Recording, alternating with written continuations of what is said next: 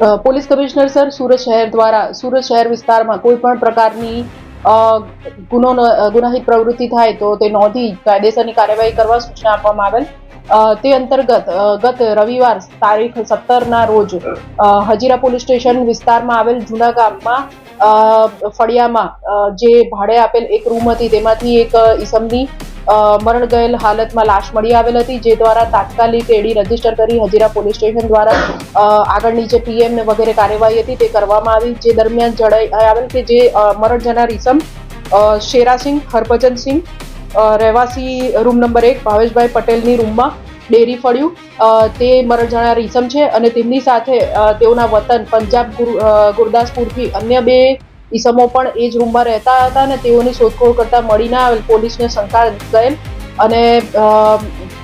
જે મરણ જનાર છે તેઓનું ફોરેન્સિક પીએમ કરાવ્યા બાદ પોલીસે બીએનએસની કલમ 103, 1 અને 54 હેઠળ મર્ડરનો ગુનો દાખલ કરી વધુ તપાસ હાથ ધરેલ હતી. આ તપાસની અંદર ગણતરીના દિવસોમાં હજીરા પોલીસ સ્ટેશનની પીઆઈ તથા તેમની ટીમ દ્વારા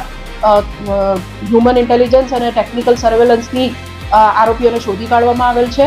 અને બંને આરોપી આ કેસમાં જે મરણ જનારના રૂમમેટ હતા તેઓની સાથે છેલ્લા 3 મહિનાથી આ રૂમમાં ભાડેથી રહેતા હતા અને તેઓની વચ્ચે અવારનવાર કોઈને કોઈ બાબતે અવારનવાર જે ઝઘડો થતો હતો તેનું મન દુઃખ રાખીને એ લોકોએ તારીખ 17 પણ મરણ જનાર સાથે મારામારી કરેલ, તેનું ગળું દબાવેલ તથા દિવાલમાં માથું પછાડતા આ જે ઈસમ છે તેનું મૃત્યુ થયેલ હતું. આજે બંને આરોપીઓની હજીરા પોલીસ દ્વારા ધરપકડ કરવામાં આવી છે. સરબજીતસિંહ કુલવંતસિંહ ઉંમર 33 વર્ષ તથા અમરીકસિંહ સુબેકસિંહ ઉંમર 30 વર્ષ બંને મરણ જનારની સાથે આ જ રૂમમાં ભાડે રહેતા હતા તથા ત્રણેય આરોપીઓ મરણ જનાર તથા બંને આરોપીઓ કોન્ટ્રાક્ટ ઉપર